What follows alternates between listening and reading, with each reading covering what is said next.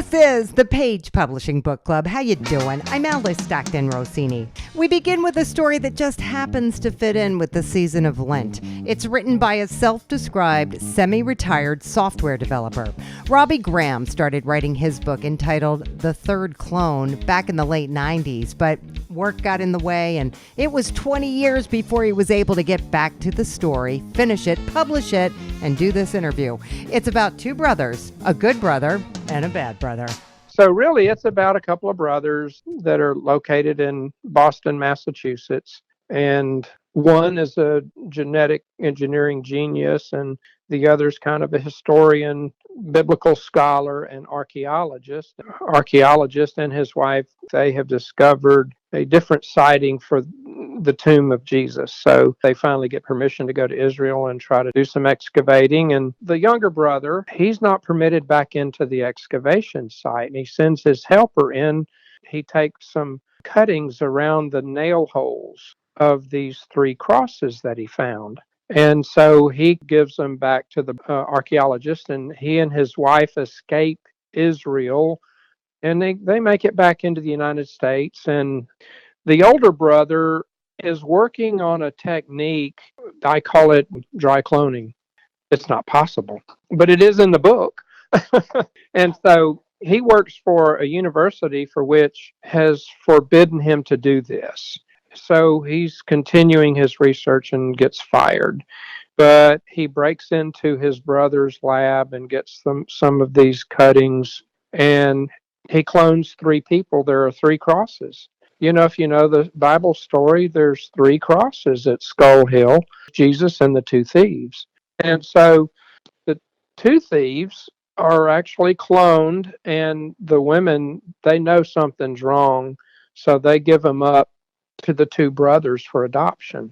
The bad brother's not really a bad brother. He's a genius in a different way. But they take the two thieves or the two clones and try to raise them, but they're really not good people. And then the third clone escapes to Red River, New Mexico. His mother goes there. So he's the third clone. So this story can give people hiccups if you think of Jesus in this kind of a storyline, but all I can say is it's not Jesus. It's a replica with some of the same characteristics and capabilities, maybe. But it's not the second coming. It's fiction. It's biblical fiction, I call it, or sci-fi, or whatever you want to call it. It's something that, this was in the 90s. The What Would Jesus Do movement was out, and the little wristbands and stuff like that. And who wouldn't want to talk to Jesus? I know I do. So that, my imagination kind of went off with it, and then it just kind of expanded from there. As a storyline, I had to figure out, how to make all this happen, and that's when I came up with dry cloning. Now, being a reformer, it's a technique that doesn't exist.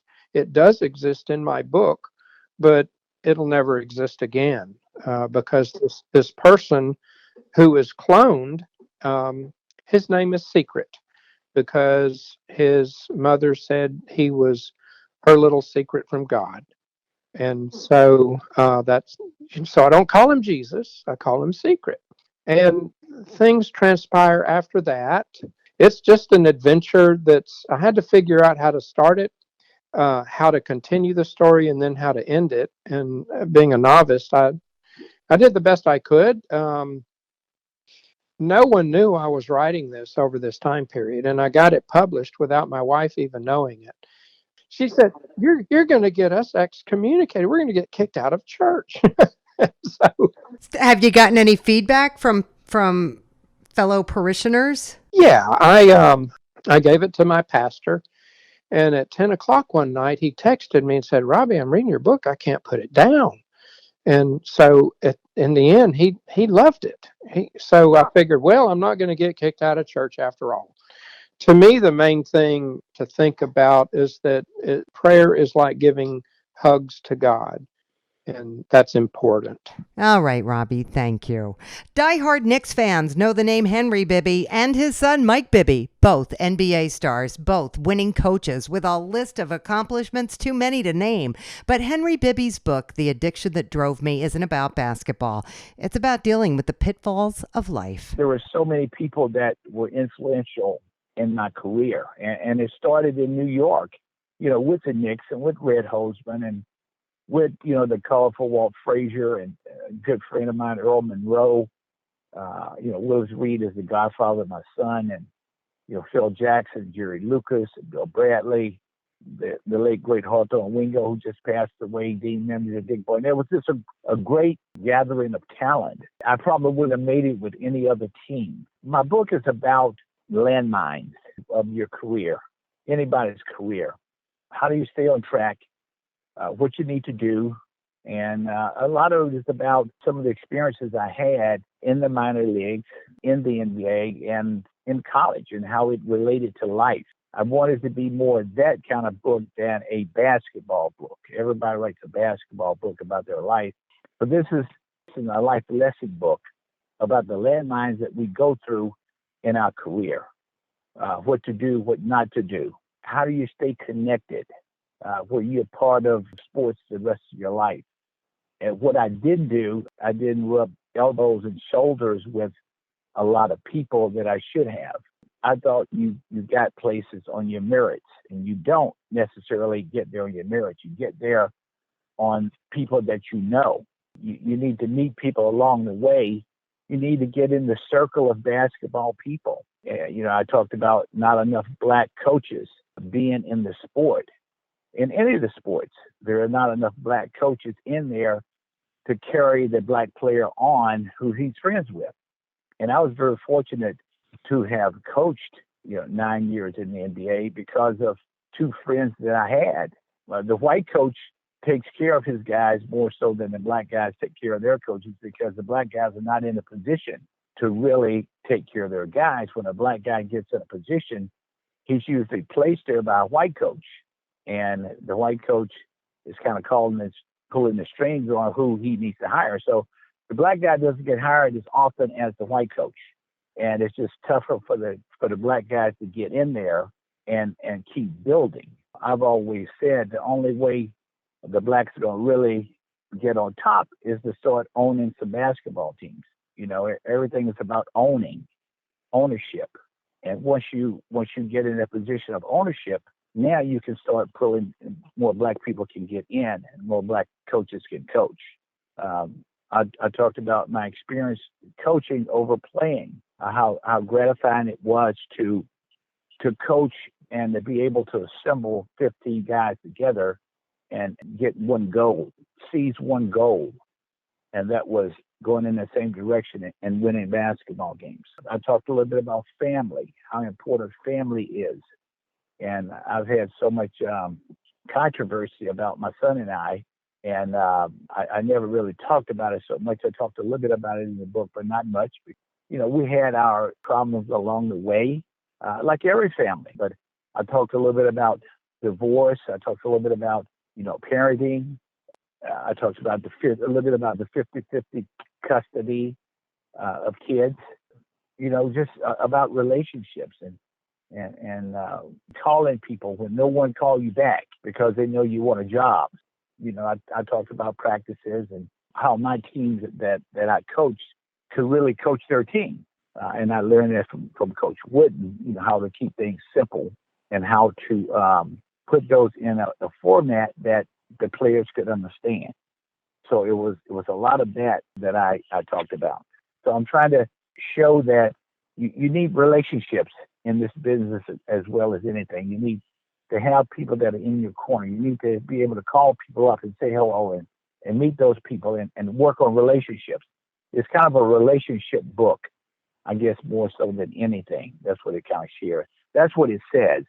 If you really read the undercover of it, it's about relationships. I just wanted to write something to try for someone to pick up, to read and say, hey, my life is kind of like that. This is what I need to do.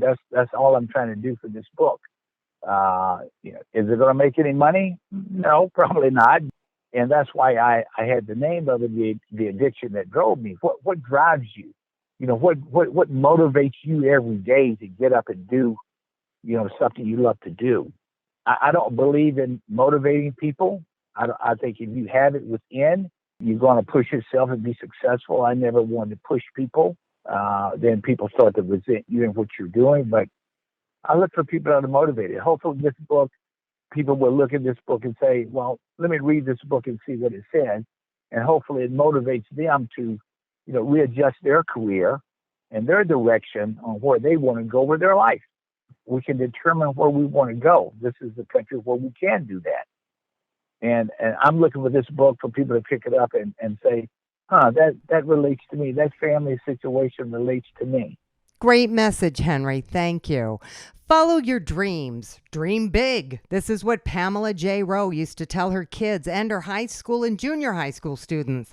Then one day she decided to follow a dream she's had since she was a kid, to publish a book entitled A Forever Home, Gray's Ranch Trilogy.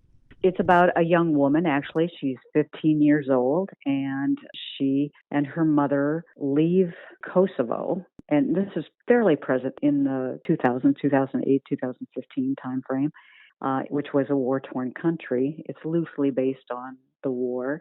They immigrate, eventually illegally, into the United States. And the story is about how she, does everything right in the United States, except for she doesn't assume legal citizenship. And she finds out that her father is trying to find her after living in the United States 15 years. And her father had been part of the war, and she and her mother escaped him. And she finds out he's looking for her again, so she has to be on the run one more time. And as she goes on the run, she is involved in an accident and loses her memory. And she meets a gentleman by the name of Crux Gray and his family in Colorado in a snowstorm. Wow, this sounds like it's real.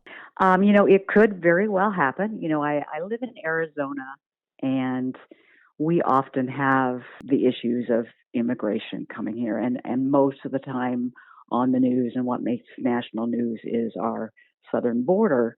But like most of the people in the United States, we originated as immigrants.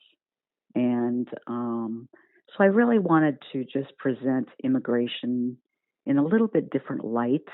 And I always believe in happily ever after. And, people come here, they have a dream, and, they want to find a home. They want to find a place where they feel safe. And so that's kind of the basis of it. Listen, if you're not an American Indian, you're an immigrant. Right. You are so right. And for some reason, we don't make that connection in our own history, in our own lives. And, Arizona, like so many other border states, we all think about our southern borders, but really we have immigrants from all over the world. And years ago, migration was very much from European countries. So, it was just my attempt to kind of present another side of immigration. And this girl does nothing wrong. She's 15. She goes to school. She gets her degree. She gets a job. She protects her mother. And she comes here simply because she's fearful of her father and what he might do, because she was a witness to some horrendous things in her country. She meets a man who has his own crux to bear, because he grew up in a very loving family and in the wilds of Colorado on a ranch, and had almost this perfect life. And then he too serves his country. He goes off to war and serves in special forces. And he's had some experience with some of the darkest places in the world. And so, his idea of trust, not necessarily feeling he has that right to that. But then they meet. And in the story, she actually loses her memory in the accident. And so she's found by Orion, and he rescues her, brings her to his house or his little apartment. And she eventually gains gains her memory back, but it takes some time. And then they find out who her father is, who isn't a nice man, and the story goes on. So many layers here, Pamela. I tried to have a lot of twists and just, I wanted the romantic factor in there, but I also wanted to retain my audience's attention and make them want to read more, or make them not want to not put down the book. I'm getting really great reviews. And so far, I have not done any book signings, but I am looking into those right now. Things are starting to lighten up a little bit. And my intention is to do absolutely some book signings, starting my own website, and little things. They have a lot of farmers markets out here, just wherever I can, in book clubs that want a guest speaker to come in, or just to do a signing, libraries, bookstores. All great ideas, Pam. Thank you. Speaking of Colorado, that's where we find our next author, Gail J. Lenz, who thanks her mom for inspiring her children's book, The Adventures of Park Ranger Jeremy, featuring Alexander Salamander. She loves nature and took us out as children and taught us all about the animals and the plants and the habitat of the animals and everything like that. So that she actually passed that on to her kids when she taught school. And I just saw how much they loved it and how much they learned. And now I have a 10-year-old son, and he's like out there learning in nature, and that really was what got me going on it. It's a story about Ranger Jeremy, who works as a ranger, and he's kind of clumsy and meets woodland friends along the way, and kind of goes through his travels of his day at work with these animals and really focuses on the environment around them. There's a map in there where the park ranger station is and where the pond is and where you can find it and stuff. So it's pretty interactive as well. Ranger Jeremy has all these flubs during the day, and he has to complete these tasks, which he does, and he works hard and gets through it. But really it more focuses on the animals that are there and their part at the park, basically. You've got so many parks in Colorado. Right, absolutely. Right? This would be a good book to put, at the entrance where you go to pay your fee. Absolutely. And actually, this is based off of Wisconsin's environment and their things. And we actually have a list of state parks and stuff that we're going to eventually get out to. That's really where we would want to start this at, right where you pay your fee, and here's a book, and kind of walks you through what's all out there. Yeah. Have you been able to read the book to any kids? Oh yeah, lots of kids, lots and lots of kids. Oh my God, all of my nieces and nephews, my mom, her grandkids. I've passed it along to my friends that have kids. I mean, my son brought one to his school, so they have one in their library and stuff. We've been passing them out to everybody, and they seem to love it. And actually, there's a couple Google reviews on there already, and you can see who bought your stuff on Amazon. Oh, it's kind of great. Yes, actually, there has been some sales, and it's been kind of exciting. Is Jeremy going to have more adventures? Oh, absolutely, yes. And it's going to take place in different kind of environments of what the habitat is around those environments, and he'll have his crazy adventures as well. But yes, absolutely more books to come. All right, that's the spirit. And we've got to take a quick break, but we're coming right back. This is the Page Publishing Book Club. Have you written a book and want to get it published? Then now's the time to call Page Publishing at 800-204-6099 and do it immediately. You see, they're looking for authors of all types of books. And unlike most publishers, Page Publishing will take the time to review most of the books submitted to them. And they'll even give you their feedback. And if they like what they read, Page Publishing will get your book into bookstores and for sale online at Amazon, the Apple iTunes Store, and other outlets. They'll handle everything: copyright protection, printing, cover art, publicity, and editing. So if you've written a novel, a children's book, a cookbook, inspirational work, a book of poetry, or biography, and want to get it published, then you need to call Page Publishing and do it immediately. Call 800-204 800-204-6099 now for your free author submission kit. Your road to fame and fortune could very well start with this simple phone call. For your free author submission kit, call Page Publishing at 800-204-6099. We're back on the Page Publishing Book Club. I'm Alice Stockton Rossini. Shona Duran has had dreams of writing a book since high school, and one day, not too long ago, this retired Toledo dispatcher found herself in a beautiful place where the idea of a children's book simply entitled The Winter Leaf just came to her. It really was kind of like a fluke. I vacationed, well, for the last 20 some years, I vacationed up north. Up north, meaning upper Michigan, around Mackinac, Sheboygan area. I mean, I fell in love with the place up there. And I was just up there one time during the winter time. And I guess the way my mind works and everything, I looked outside and I said, I wonder why there's only like one leaf on that tree. Why didn't that leaf fall? My husband at the time and everything, he just kind of looked at me and just kind of rolled his eyes and said, why would you think of that? You know, but it led into the book about a leaf, a small leaf in the spring, growing up to be a big leaf. And Mr. Evergreen explains to him his role in keeping the forest nice and green, and his responsibility to the tree that he's attached to, and how he can make everything healthy and strong and things like that. But also about, you know, the characters and the creatures thing that he meets during the summertime all the way through the fall. And he's one of the lucky leaves that gets to see the wintertime up north.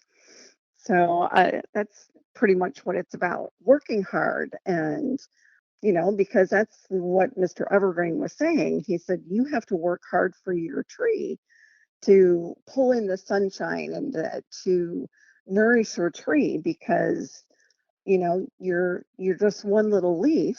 But with you doing that, that's what makes the tree strong. That's what makes the forest grow. And that's what makes the forest a beautiful place to be. So it's really about working hard and the rewards that you get from working hard. He meets up with somebody that tries to kind of discourage him from working hard, and how he gets around all that. So have you been able to read it to some kids? I haven't, but a lot of my friends have. And I actually am kind of working on that now, seeing if maybe I can get into a library someplace or doing a book signing and possibly reading it there. And so I'm kind of working on that now. You know, I'm in the process of getting some bookmarks to pass out to maybe some of the libraries and some of the elementary schools, so that that information can go out to some of the parents and everything too. So a lot of work. It is, and people don't realize it till they actually dive in and do it. Thanks, Shona. Stacy Sheneman says God told her she had to write her book entitled #Winning when she found herself with a friend and her children in hiding after a harrowing experience. She's lived a life of challenges and learning how to keep going. Well, I've just had one crazy experience after another. Starting from a very young age, and it's an autobiography about my life, so it kind of highlights what men do to women, physical abuse, emotional abuse. I've been in a lot of abusive relationships, and I've had a lot of sexual inappropriate things happen as a child, and just all throughout my life, just being viewed as this sexual object is all I've ever been to anybody. Not really looked at what's in my mind or what's in my heart. So there's a lot about that. It's about divorce. It's about parent alienation. I write about drug and alcohol abuse, bankruptcy, losing everything that was ever in my name because my ex-fiance stole my identity and pretty much drained me. He signed me up for 7 different credit cards, and they were over $70,000. But wait, can't they investigate that and find? You didn't do it? Well, you would think so. I live in a very rural town, and nobody really wants to do their job. So that's kind of one of the things I want to bring to attention. They couldn't prove it. So, and he fled to Texas and hasn't been back since. So it didn't get investigated. And you lost everything. Everything.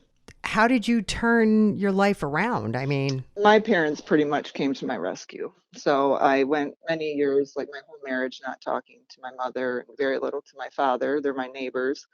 When I came back from that trip to Texas, they pretty much rescued me. that trip to Texas? Final chapters of the book, I write about going to Texas with my kids and my friend, with my fiance at the time, and we ended up escaping. We thought he was going to kill us, so we somehow miraculously made it home. And then I went into hiding and then realized all of my financial accounts and status was just gone. It was a nightmare. Were you able to get help? I mean, why are you constantly in these situations? Is that what your book talks about? Yeah, so no one has really come to talk to me about my book, but my brother has been getting messages daily. And one girl did comment to my brother that it sounds like your sister doesn't know how to say no. And she's right. My whole life, I just trusted people. I didn't know how to say no, especially as a child, and caring about other people and their needs before I think about what it could do to my life. So yeah, learning how to help people, but keep boundaries and protect yourself, because I've definitely learned that people will screw you over and they'll do it over and over. How old are your children? My son will be 13 this month. My daughter just turned 11, and my youngest will be 7 in April. So you're an example for them.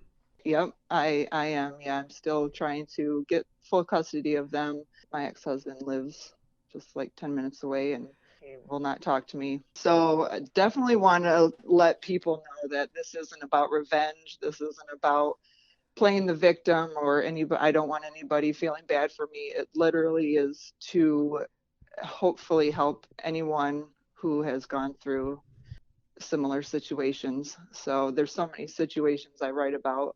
So it's not just one, but there's many. So All right, Stacy, hang in there. And that's it for this edition of the Page Publishing Book Club. Thanks so much for dropping by. If you missed anything or you want to check out any of our shows, just go to 710WOR.com and download the podcast. I'm Alice Stockton Rossini. I'll catch you next time.